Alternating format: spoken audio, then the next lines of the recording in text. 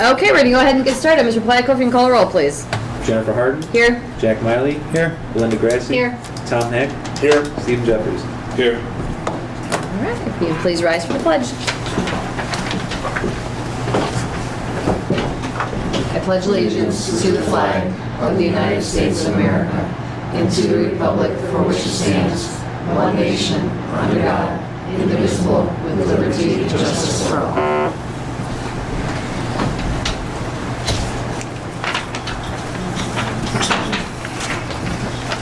On behalf of the board, I would like to welcome all students, staff, parents, and interested community members to tonight's Board of Education meeting. I would like to remind everyone that this is a meeting of the Board of Education held in public for the purpose of conducting the school district's business. It is not to be considered a public community meeting. There is time for public comment during the meeting in the public participation section on the agenda. First up, we've got the approval of minutes for the July 26th, August 5th, and August 11th board meetings. If I can have a second, please. I'll second it. Thank you, Mrs. Grassi. Is there any discussion? You can call a roll, please. Belinda Grassi. Aye. Tom Heck. Aye. Steve Jeffers. Aye. Jennifer Harden. Aye. Jack Miley. Aye. Motion carried. And that takes us to special reports, Mr. Kalis. Yes, we have one. As the board already knows, we had our transportation director leave with short notice in July for another school district.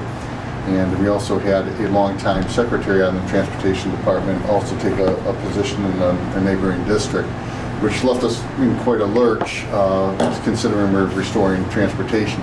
We weren't simply just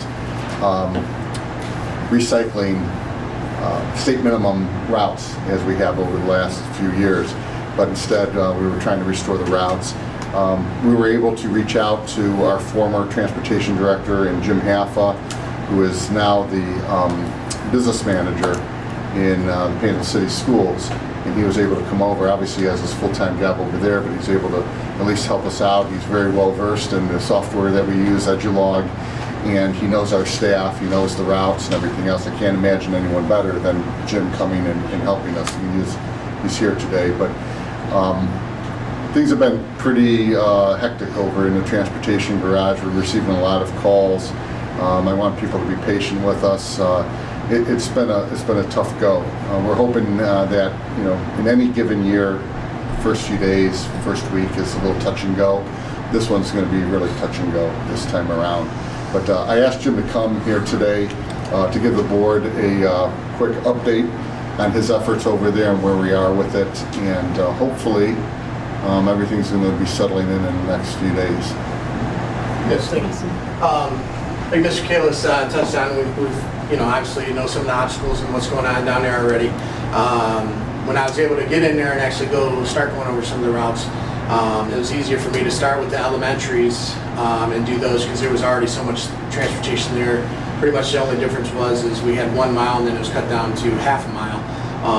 And then we've been going around, Mr. Kalis has helped me out measure a few of the ones that were right on the border, whether they get transportation or not. So it's easier for us to do those, get those restored in Edulog. We got all the letters out for those.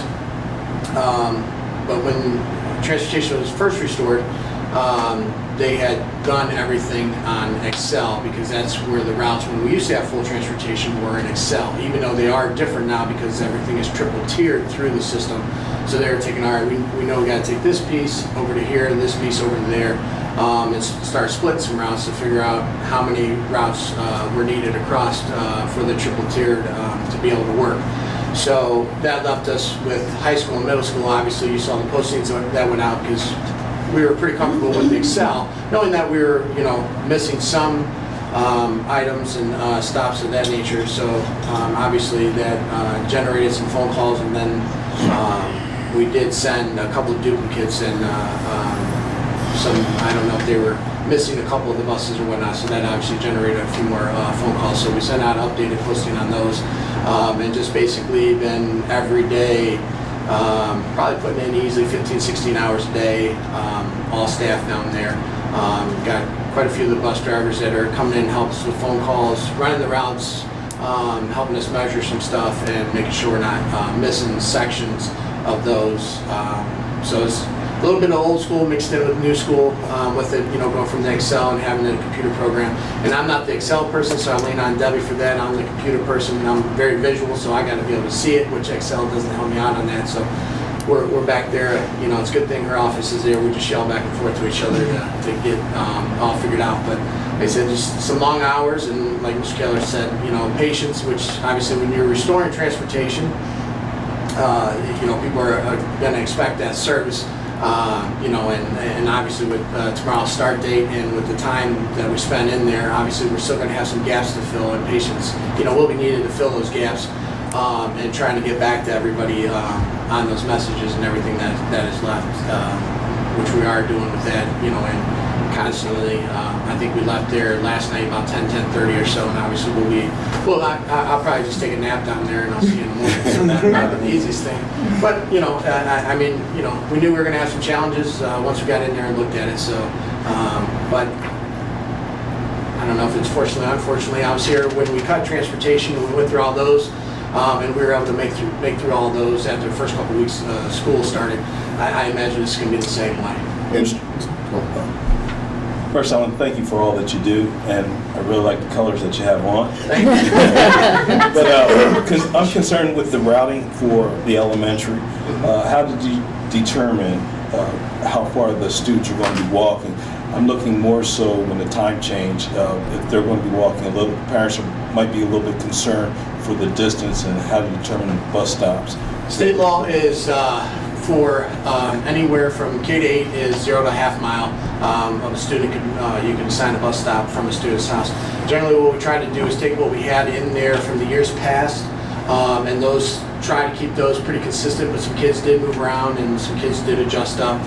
We've been telling some parents, if we didn't get one close enough, we always use those first 2 weeks. The drivers report to us who's riding, who's not, and we do make those adjustments. There's a form that they can print off, and they fill out, and they get them in. I go over them with the drivers. Sometimes I drive out and look at them, because sometimes when you're looking at lines and stick figures on a computer screen, it's totally different when you go out there in real life. So we do use the drivers who are actually driving it every day, where I physically drive out there for those. And I've already been handling some of those as there is. And it may just be simply, I think we had a couple wrong addresses, or it just, it was there in the AM, but it's not there in the PM, so we just got to add a stop. So. We've been in the past where, the stops aren't much of a big deal now, but every once in a while when snow piles up or it gets a little darker, if a younger kid is walking by themselves, we've gone out and we've made some of those adjustments.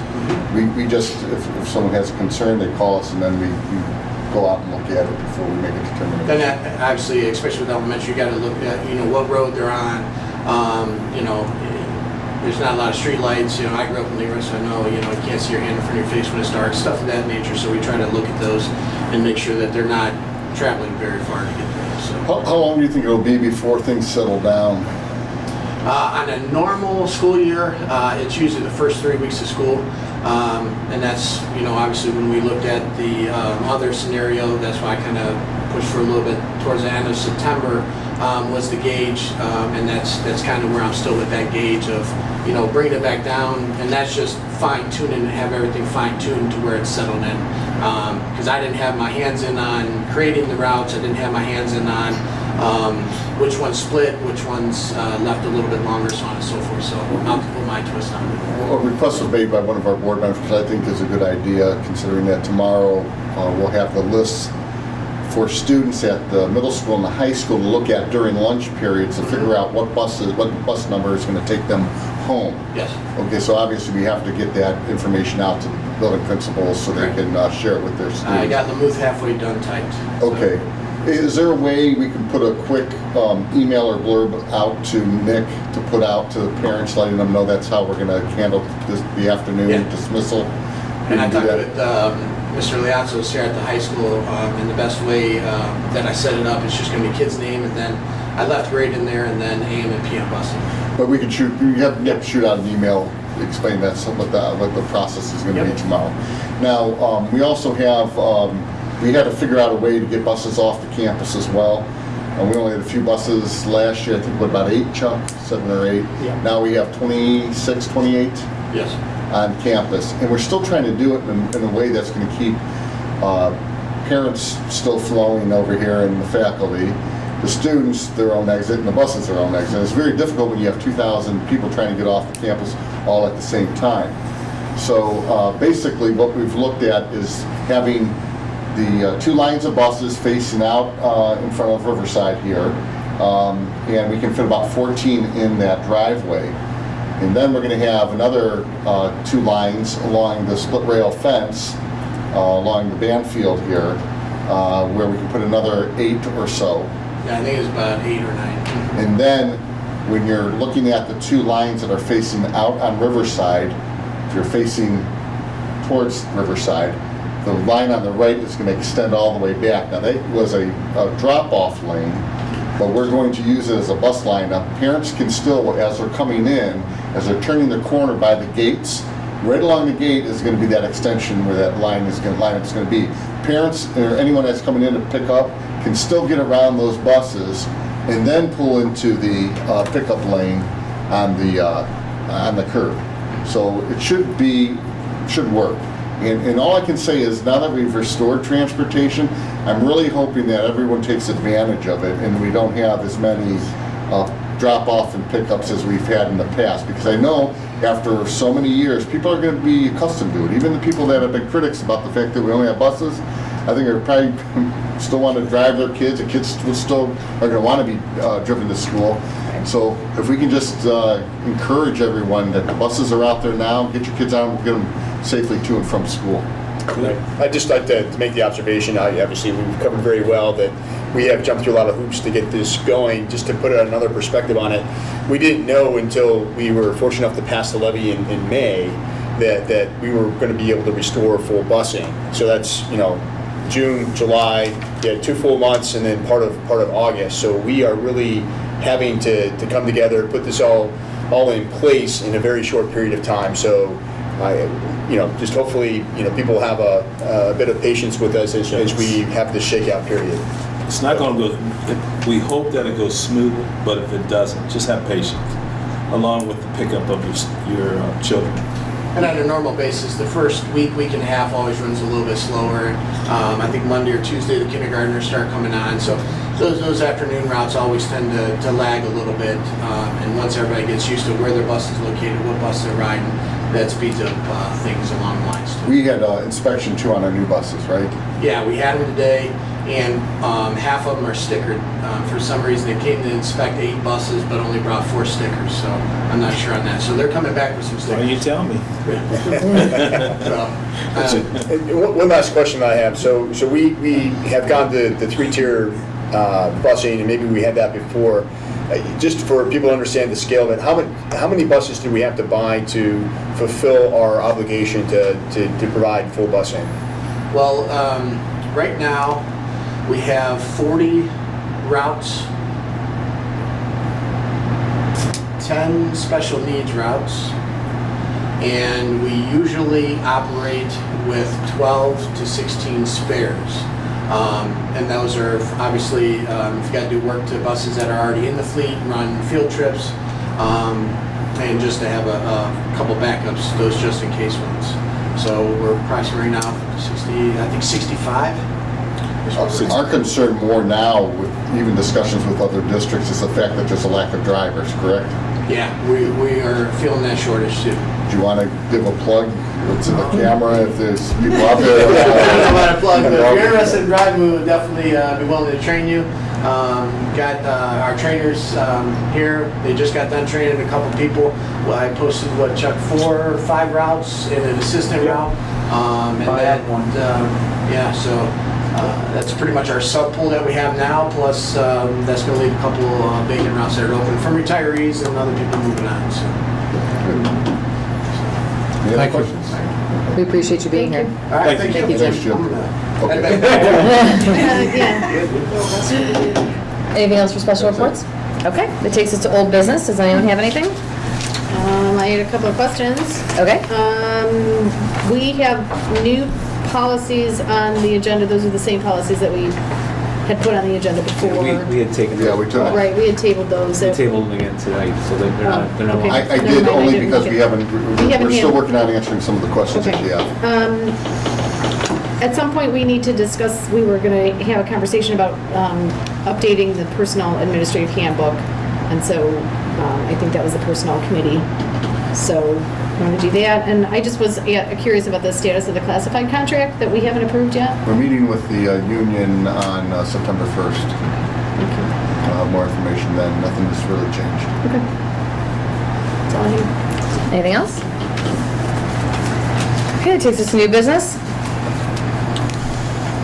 All right, moving on. Look at us. Board of Education Committee and Liaison Reports, Superintendent's Business Advisory. We've not met. I imagine as the year gets started, we'll talk about getting a meeting on the books. All right, Mr. Miley, curriculum and programming. Curriculum programming and boosters.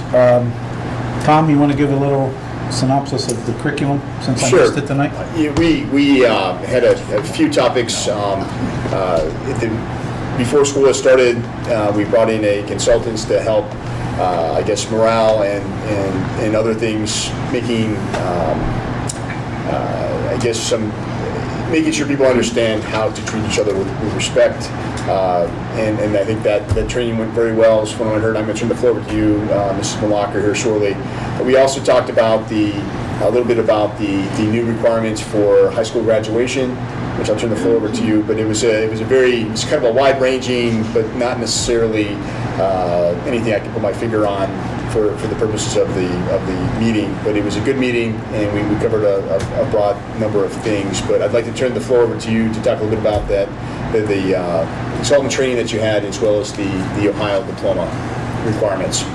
So our opening day this year, we're really focusing on culture this year. So we had some presentations on the R factor. If you've read the Above the Line book, we're working with the adults in the district first to manage our behavior first before we start to work with the students on managing theirs. So we will eventually roll that out to students, but right now we're concentrating on the adults. We also had some training focused for the high school right now because their needs are a little bit different than elementary and middle school. For our equity training, which is Michael Douglas from Diversity Initiatives is working with us. He's fantastic at what he does. He is working with teachers to help them understand how to build better relationships with students. But he's also working with administration, how to build better relationships with teachers, central office, how to build better relationships with administration. So this is a district-wide initiative on everybody just kind of like Mr. Hack said, learning how to treat each other better and with more respect. And hopefully that will have a positive impact on our culture. I will tell you, I got more positive feedback from the high school teachers yesterday about the direction we're moving in and the things that we're doing here than I have heard in years. So I'm very optimistic that this is moving us in the right direction and will ultimately impact students and their learning, and families. So we have to start with us first, though, and so that's what we're doing. I will also say we did train classified staff, has had the equity training, so we worked with bus drivers, we've worked with lunchroom staff, we've worked with secretaries, recess aides, so everybody is getting this training on understanding the diversity, whether it be socioeconomic or racial or religion-based, whatever the diversity is, we're going to learn how to work better as a community as a whole. So that was, it was a very, very positive day. It was great. So that was our opening day. We will work more with middle school and elementary. We just need to go in phases because each level has different needs. We can't. We're going to use it a little bit to start to bring the elementaries together across the board because there are going to be 6 elementaries in 2 years. So I'm going to use this and the R factor as a basis for kind of working with them a little bit differently and starting to get them a little bit out of their comfort zone of their buildings. The other thing that we didn't actually talk about in the curriculum committee because I knew that I wanted to talk about it today is just to go over the graduation requirements because they are different for the class of 2018 and I wanted to make sure that we talked about it a little bit here for the public but also so that you guys are aware. There still are the 3 typical pathways. That has not changed. So you have the certain number of points on state tests. You have the ability to pass what they call the work keys assessment, which is a career assessment. So those students that go to Auburn will typically take that pathway. And then the third pathway is a remediation-free score on the ACT or the SAT. And we chose the ACT as a district. We get to choose as a district. So we give all of our juniors the ACT. So those are the 3 ways that will stay in, they're part of the law now. They will stay consistent moving forward.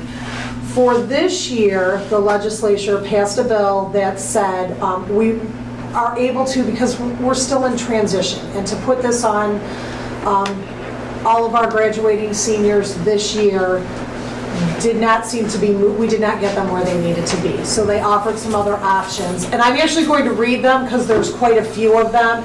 They have to meet, so they could do one of those first 3 that I listed, but they also have the option of doing 2 of any of the things that I'm going to read now. And I won't read it verbatim, but so an attendance rate of 93% or better during their senior year. So this year they have to have an attendance rate, they have to be coming to school 93% of the time.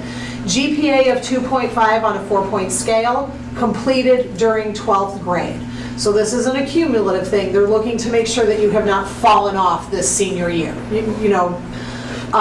Complete a capstone project during 12th grade that the district or school defines. We do have senior project. We have not decided if we're going to allow that to be a capstone project, but it would fit in this category should we decide to use that as an option. During 12th grade, complete a work or community service experience totaling 120 hours that the district or school defines. That could also be tied into the senior project. Okay? Earn 3 or more college credit plus credits at any time during high school. So that is one that does not have to be done the senior year. That could have been done at any point 9 through 12. Earn credit for an advanced placement or international baccalaureate, which we don't have here. A 3 or higher on an AP exam. So if they've earned a 3 or higher on any AP test, now I will tell you typically that in the college credit plus, those students are meeting the requirements typically in one of the 3 standard fashions. Their ACT is typically remediation free, or because they have to hit a certain benchmark to take the CCP classes, or they are hitting the certain number of points on the end of course exams. So those are other options that they're giving to them, but typically those kids that fall into those categories would be earning it through another pathway. It says earn a work keys exam score of 3 or higher on each of 3 test sections. So that's typically our Auburn kids. It's not only the kids that go to Auburn, but typically those are the kids that are in that pathway and would take that exam. It's not typically something you take like the ACT, you would take blind. So typically they're in that pathway already if they're taking that work keys exam. They can earn a state board approved industry recognized credential that equals 3 points, and that is something that comes through Auburn. So there are certain points that you get for each class that you take at Auburn, so that's another pathway. I don't want to belabor that one too much. It's an option, one of the 2 that they could hit. And then meet the Ohio Means Jobs Readiness Seal requirements, and that they're still working on, so that will be another option. So what they've done is they've given these students, just for this year, right now, some other options for graduation. So parents, if you are concerned about graduation requirements, whether or not your student is going to hit one of those 3 standard benchmarks, this is online. You can look at what the other options might be. We will also be reaching out to students probably after the first semester to pose options to them if we think that they are in danger of not meeting the requirements. Is it online at our website, or do you have to go to the Ohio Department of Education? It is not on our website. Well, I guess I don't know that for sure, but I can make sure it's on our website, but you can get it on the Ohio Department of Education website. Just type in 2018 graduation requirements, and it comes right up. It'll tell you exactly what they need. So if there's any concerns, that's where you should go, and it details it out. So Nick, put a link on there. Put a link, or we definitely need some sort of... I could have Nick put it up on the Riverside, on the campus website. So it's right there. So I just wanted to review that so that you're aware there are some other options in case anyone would ask for students to graduate this year. Do you have a sense of which of these options are going to be enduring and which are just kind of this kind of interim period?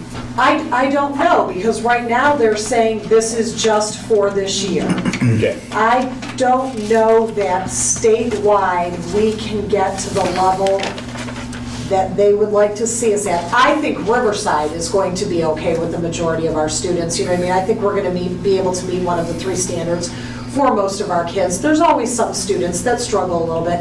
Statewide, I don't know that the majority of students can get to the 3 standard, which is why there's some alternatives in there. So I don't know that it's a bad thing, though. I think there are some things in here that could be worked on, but I don't, right now they're saying this is it. This is just for 2018. Terrific, thank you. I do want to add too, I don't know if everybody was aware, I've been told by a couple teachers how much they appreciated Melissa. I guess at the end of last year, Melissa went and talked to all the teachers to kind of get their input on how they felt about the way things are going. And from what I understand, it really meant a lot to everybody that you did that this year. The teachers really felt listened to. And so I just want to thank you for doing that, because Thank you. sounds like it went a really It was a long lot way. of talking. I'm sure it was. It was good talking, and I liked it, but it's part of what is driving Right. the decisions that we're making for some of the professional development. And I think that's great. Like I said, they seem to appreciate it, so I want to tell you Thank that. you. And thank you. Mr. Miley, you said something else to add for boosters? Yes, the booster meeting was August 17th, and most of the buildings were represented at that meeting. We went over the Gridiron tailgate party that's going to be coming up September 8th. That'll be in front of the Harvey game. That game will start at 7:30, and the tailgate will start from 4 to 7. Also, the Easter egg hunt is on the calendar, not firm yet, but they're looking at May 24th and 24th, 25th, or March. Easter's I wrote late. Okay. Maybe I was, So we're gonna be in the snow. yeah, March 24th or 25th. It's a Saturday or Sunday. It's going to be possibly around 3 o'clock. Just got to nail that down. But I know there's a lot of little kids that like to come to that, and it's always been a good success. They talked about some of their best practices at the buildings and what they were doing this year. All our buildings are family-oriented. Their PTAs, PTOs are trying to involve as many parents and students as possible. They're curtailing some of their fundraising, trying to do the minimum and make things more family-friendly, and as they start to look at investigating to transitioning to some other buildings in the future. And at Lamouth, they are going to have 4 dances for the kids this year, and they're still going to continue with the 5th grade dance. And everybody's ready and excited to go, and should be a great year. Excellent. Anything else? Thursday, October 19th is the next meeting. Thank you. All right, that takes us to Mrs. Grassi at Finance and Audit, please. We have not had a Finance and Audit Committee meeting since our last board meeting, but I think we'd like to schedule one for the month of September, maybe before our next meeting, because I think we have to review appropriations and budget and whatnot for the next year, correct? Yeah, that So has to that be would- approved next month, so. So that would probably be a good idea. So, Steve, if you can stay after the meeting, maybe we can Yes, I was going to say the schedule it. same thing for personnel. Well, there you go. And that's you and me, so we're good. What time do we want to do on that date? Or do you want to do it Yeah, let's just sometime do it. between now and Yeah, then? sometime Or- between now and Yeah. then, and we'll Okay. figure it out. But, and legislatively, I don't have anything else. I was gonna talk about the graduation requirements, but you already did that, so, never mind. Excellent, thank you. All right, Mr. Hack, Buildings and Grounds. We've not had a Buildings and Grounds meeting since the last meeting, but everybody's already, taking my strategy of trying to have one before the next meeting in September. We have a lot of meetings. We would have a lot of meetings and too many overlapping personnel requirements. So we'll work to set something up in the first part of September. I would also just like to say that I guess just really for the school board update, but you know, the field really looks terrific, and I think that with the fall introduction of the athletes that we had on the 16th, that really was a great way to open up the field, and it really does come down to facilities, but we have worked very hard to find ways to stretch taxpayer dollars and find unique ways of financing to put that in place. So I think that's a nice capstone to a lot of the effort that's been done from a facilities perspective. So thank you very much. All right, excellent. Personnel, Mr. Jeffries. All right. We have not had a meeting since the beginning of the summer, but we plan on having one in September, from what I hear. So that's going to be done. Other than that, there's nothing there. Under the Alumni Association, I would like to offer our condolence to the family of Georgesco. He passed away on July 31st. It's going to be missed. Other than that, and under the alumni, they had a picnic August the 12th. I was unable to attend that picnic. And their upcoming events is the duck race, which will be September the 9th. Additional information is also on their website. It's interesting. That's all I have. All right, thank you. All right, Mr. Kalis, Superintendent's report. I just, you know, I wasn't going to say too much about facilities today, but, you know, I appreciate the sentiment, but you have to understand, you know, so long as the board gives us the okay to start initiatives, none of this would have happened without, obviously, the board's help and vision in that. But I have to say that throughout this whole summer, with as many projects that were going on, and there were a lot, and it was very, very complicated procedures and with some of them, that none of this, again, would have happened without the help of Mr. Wayner and his staff. I, in the office, can tell them, well, I need this, you need to do that, you know, follow up on this. But he's the guy with they say, the boots on the ground, and he makes it happen. I mean, I know at times I stressed him out. I did. But he walks around with a notebook, and, you know, we do our walks through the facilities. And we have almost an ongoing joke now that someday along the line, he wants to make sure that while we do a walk, there's not one thing he has to write down. It hasn't happened yet. Won't happen. Yeah. But, it's a stretch goal. He made it happen. Also, Nick Carabine really helped with the Meet the Teams night. He organized everything. And food service, put everything together to feed a lot of people that night. And it just all came together. Even, I think I mentioned Nick Schuschler, one of our teachers. I can't say his name very well, but he's a teacher, a phys ed teacher, and also a coach for us. And he's the one that really helped us with the John R. Gym conversion. And again, he took a lot off our plate as we're, you know, working with transportation, the field. He took care of a lot to do with the gymnasium, and he did a nice job. So I'm probably forgetting a lot of people to thank, but honestly, it all came together here in this last month. Yes, it has, but the other part, I would like to thank the people over in the transportation department. They've been working hard over there. They're short-staffed, and they don't get too much praise, but I appreciate all the work that they've been doing over there, especially, is her name Debbie? Debbie. And she's been working very hard to get things on track, and I appreciate it. Yeah, we just can't wait to get the year started and get rolling. To be perfectly honest with you. The only other thing I have right now is I have our enrollment numbers from August 18th. They're all pretty good. I mean, there's a couple classes that are lower, a couple that are higher. We're keeping an eye on the higher classes. But I thought I'd just pass it out to you so you know what they look like right now. You know, Hale Road looks pretty good, except first grade's a little high. We're keeping an eye on that. We'll start with Buckeye. Buckeye's kindergarten, 17 and 17 for AM and PM. But if you look at second grade and fourth grade, they're a little high with 26 each. But, you know, we're going to keep an eye on it. If it goes any higher, we'll see what we'll do there. Haddon, a couple lower classes in third grade. We have a 15 and a 14 and a 17 and a 17. But all the rest are in the low 20s. First grade's 26 and 26 there too, so we'll keep an eye on it. Hale Road, AM and PM, a little low at 16 and 17. But at first grade, we have 27 and 27. Again, we're going to keep our eyes on it. Leroy, couple low classrooms in second and third grade. And Madison Avenue split up pretty nicely. You know, we're all hovering around 20 to 25 in each of the classes. More like, 21 there.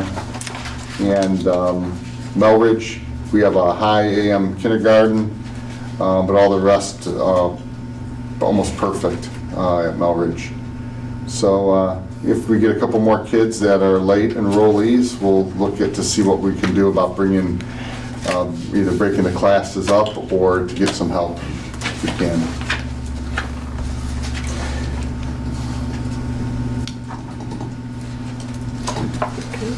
Great. That's it. Anything else? That's it. All right. Treasurer's Report, Mr. Platka. Okay, real short tonight, no formal presentation. On our agenda tonight, we have to approve a delegate and alternate for the OSBA business meeting. The OSBA Capital Conference is November 12th through the 14th. So that Monday, the 13th, is when that meeting will be. And I know Mrs. Hard and Mrs. Grassi are going.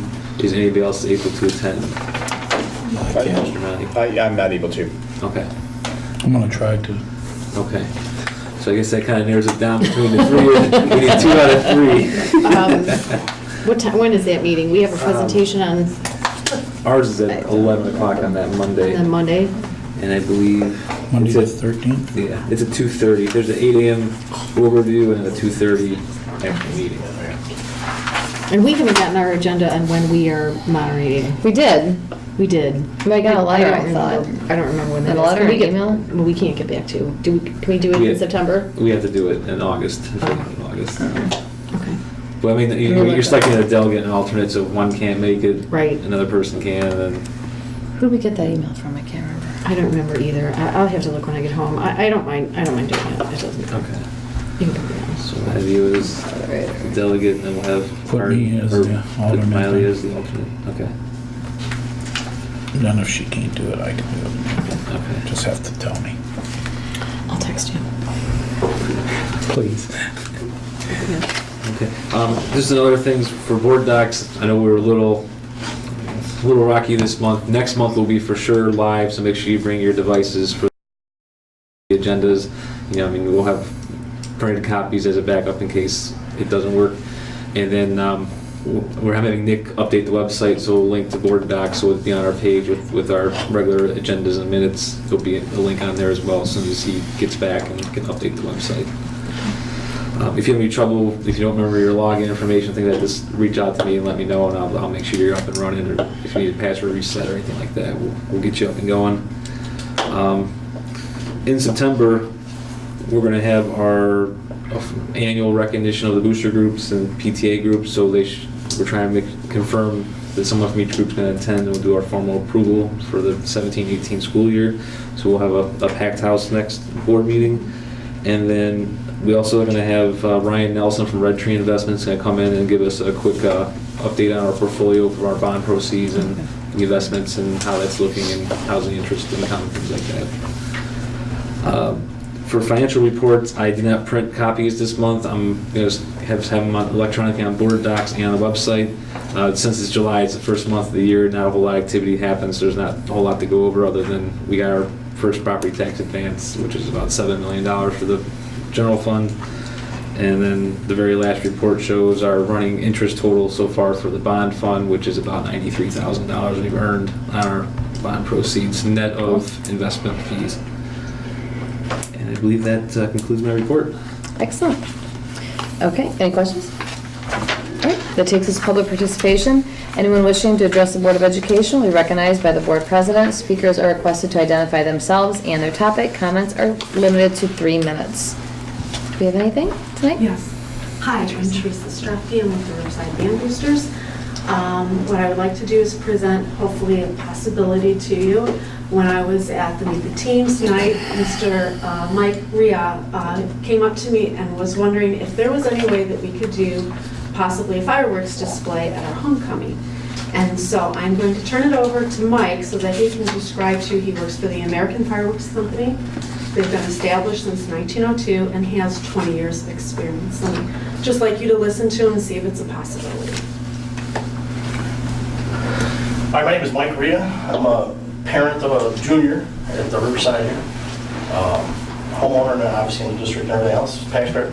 Anyway, I work for American Fireworks out of Hudson, Ohio. I've been doing it for 20 plus years. I've done other schools' homecomings and football games and all that other good stuff. Every time I'm doing one, I'm thinking, why am I not doing one at Riverside?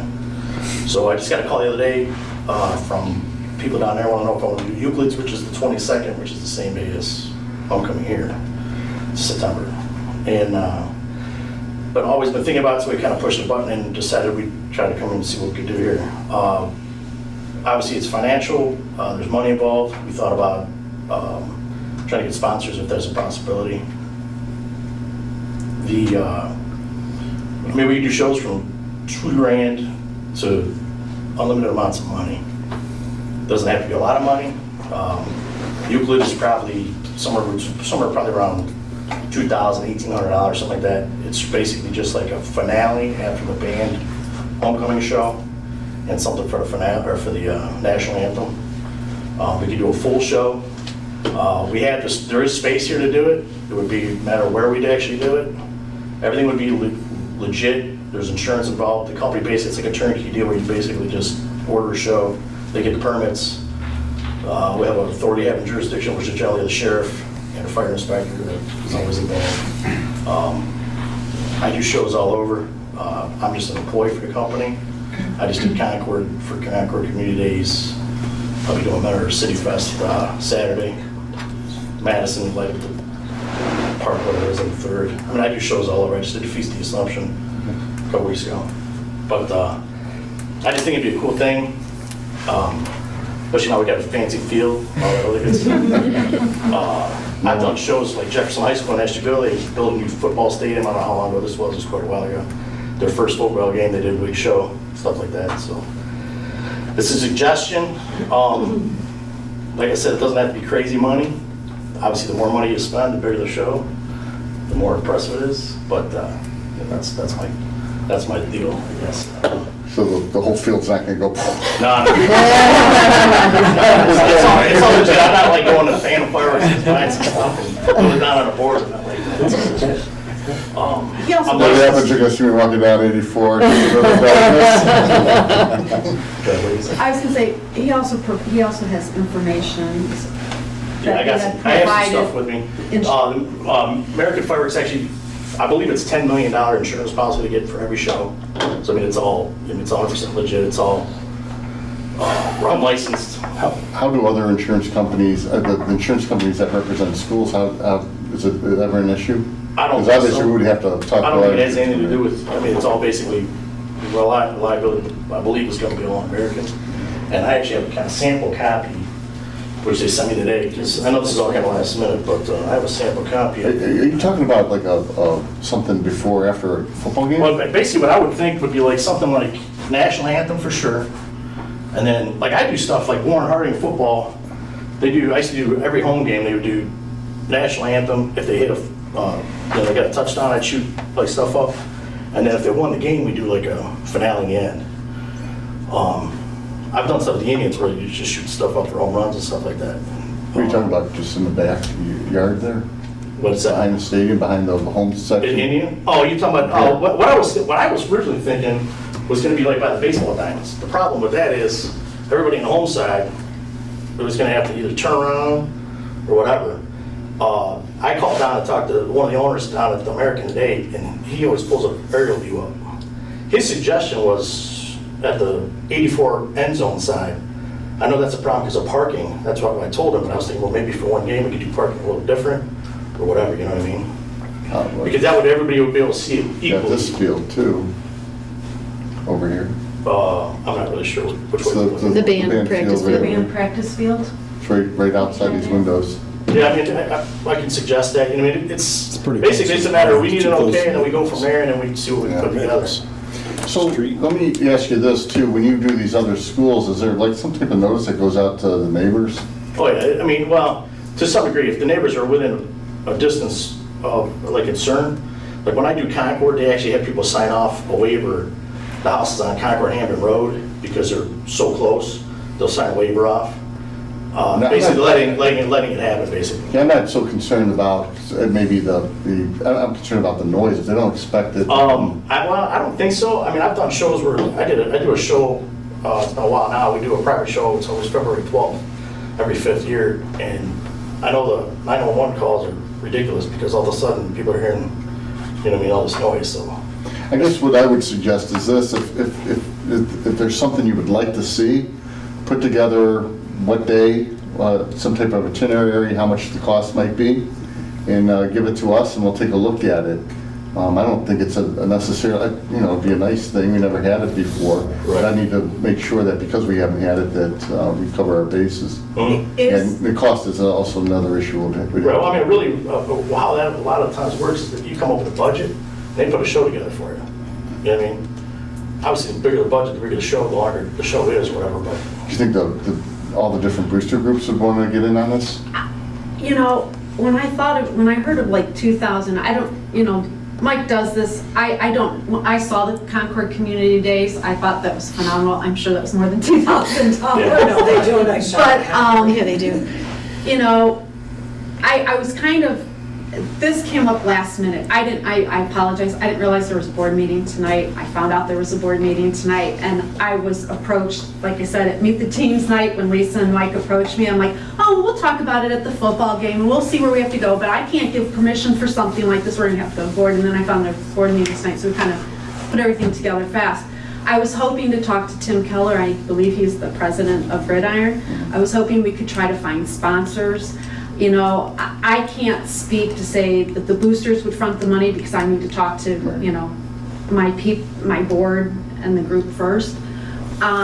Even if, we could get a variety of groups, even if we can go outside and try to find sponsorship.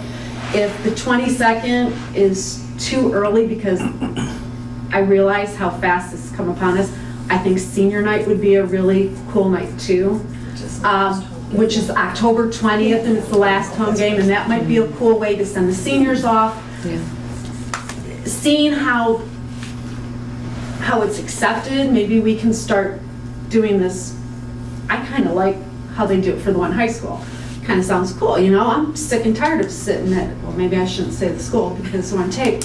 But there's certain schools that you get to hear the cannon go when there's a touchdown. So it'd be kind of cool to see some fireworks go off when we get a touchdown. Scare them a little bit. You're not expecting that cannon. No, you're not. The first 3 times you jump, and then you yell at yourself for jumping after that. But I think this is kind of neat. I didn't realize we had this relationship amongst us that we could have been pulling from. His son is as old as my youngest, so I know that we've got like 2 years. I don't know what we could do after that, but it's an attempt. First of all, we were coming to you to see, is this even a possibility before I go out and start finding sponsorships and being shut down? I would say it is. Like I said, the 2 concerns I only have is number 1, finding out about with our insurance. Even if you think that liability all lies on the company, it doesn't. We'll have to cover ourselves in that respect. And the other one is being respectful of the neighbors, because obviously it'll be during the nighttime. And if they're not expecting a fireworks show, I won't get the calls. I don't want to scare anyone to the point of them having a health problem. So, because we do have some older folks that live around the neighborhood. Other than that, I would ask that you do the footwork on it, put something together. If it can come from sponsorships, all the better, because right now, even though we passed a levy in May, we'd like to keep that towards things that are more instructional based. Absolutely. And that are going to impact the kids in the classroom, and we're not realizing those funds until January of 2018. I agree. So if we can do something like that, that would be great. Our first thought was sponsorships. If we could go out and find some sponsorships. The only thing I would ask, we have quite a sponsorship with Lake Health, that there's not any other hospital system. You want to be blowing off fireworks for another hospital system, and they just gave us $230,000 to pay for a third of that. Would it be possible to get it together by the 22nd? Yeah. I mean, because obviously the 22nd and the 8th are going to be the largest games that we have. We're down 1 game this year. Right. And senior night, although it's late in October, and while the seniors and their parents go, the rest of the game is sparsely populated sometimes at that point in time. Well, I just considered that as Yeah. an Except for option we might because be it's a undefeated. special Yeah, night. we could be. Sure. Yeah. Thank We you might very get more much. people too As far if as they know there's a warning the neighbors, fireworks I would show. think you'd want to warn the neighbors because then they'd probably come to see it anyway. And it makes it more worthwhile. It's a great idea. I mean, could Really we, to warn the neighbors, would, We could put it on the sign. Nick be able to put that on the electronic board with actual, a display We could. coming, Yeah. coming soon to an area near you, kind of thing? Might get sold out. Right? It'd be kind of fun. It'd be very fun. Can they do it in any weather, other than high winds? Winds is really the biggest problem. I shoot in the rain. There's times when the storm's coming, they just shoot it fast and we shoot it up. It's a finale. That's right. Right. So what do you get for $2,000? Seriously? It's not, I mean, true rain, it's not gonna get you a whole lot. Here, I'll show you. I actually had these, this isn't gonna really mean a lot on paper. It's just, like, what does that mean? It's really not a whole lot. But like, on this one, I just have one copy of each one of these. This is Euclid's show from last year, this one I did last year. This is just a national anthem, like a little barrage when the national anthem's over. A lot of times I do rockets regular, I shoot red, and then the bombs bursting here, it's like salutes, which are just big booms. And then in the end, I would shoot like a barrage of stuff, just, you know what I mean? So when you say, how long does that barrage last? Not long. I mean, it's like a finale barrage. Right, so is it a minute? Seconds. It's Seconds. Seconds, Yeah, okay. And then here, like the Euclid's, this is just a small dollar deal, no big deal. This is just like a finale. I mean, this really doesn't last very long, a finale. It depends how fast. Like, I don't know if you guys, anybody was at Concord, I shot the finale. It was a really, really big finale, and I shot it really fast. It made it pretty intense. I don't have to shoot that fast. It just depends what I'm working with and how long the show was. It just depends. But this is Euclid's show. This is probably, I don't know for sure because the numbers aren't really my deal on the business side of this thing. I'm just a shooter, and I make the contact and shoot them. Send them over to the other guy, you know what I mean, whatever. But this is probably somewhere between, I would say around $1,800, but I could be a little high on that. I'm not positive. This here is, I didn't do this show, but she sent me this as an example. This is actually like a full-fledged 10 to 12 minute show. This is probably about $3,000. You can get a. This is an opening, which is like when you first started off, you know, big barrage in the beginning, and then the body, which is Really? goes, and you get like different stuff going on, and then you get a finale. So you guys pass that around, it's up to you, but sponsor. that's, Right? you know what I mean? Like I said, the more money you put in it, Be kind of cool. Sure. the better it could be. I think it'd be fun. That'd be really neat. It'd be cool. Jim, will you look into the insurance lot. side of it? Yeah, right? Legal side. Okay. I don't have enough for all you guys. Whoever might buy a show, like, What do you think? keep the card. I want to see who takes those cards. Yes, I did. I'm not more right on something. That'd be sort of awesome.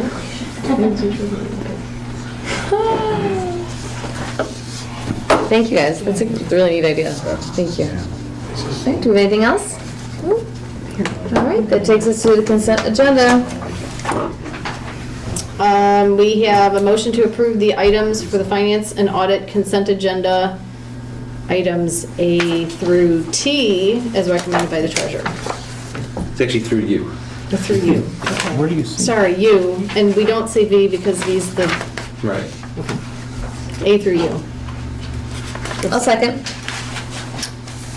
Is there any discussion other than, I just wanted to read the donations.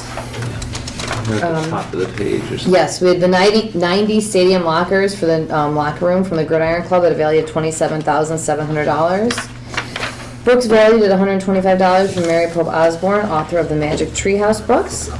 And books valued at $217.46 from an anonymous donor. So thank you, all of them.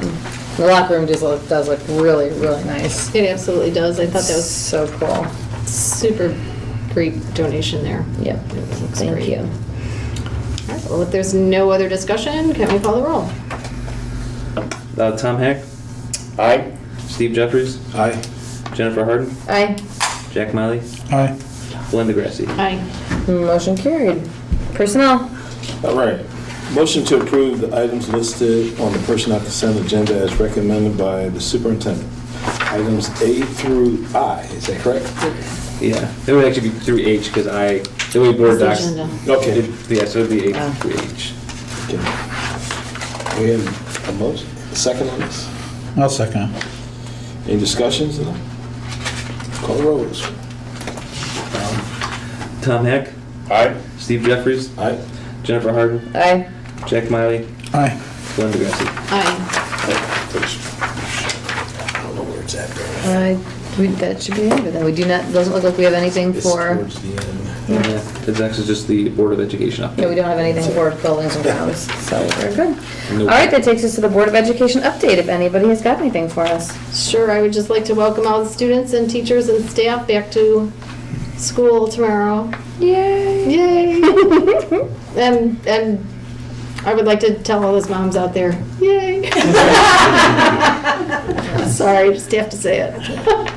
I would like It's a to good day. welcome everyone back, but I would also like for the parents just to remember what we discussed today about the traffic, transportation.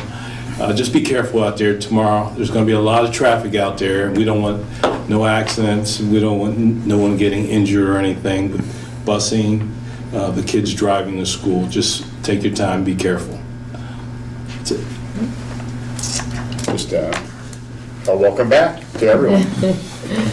Excellent. Welcome back. All right, if there's nothing else, I will make a motion to adjourn. Is there a second? A second. Excellent. Mr. Plasko, call roll, please. Jennifer Harden, Aye. Jack Miley, Aye. Glenn DeGrassi, Aye. Tom Heck, Aye. Steve Jeffries.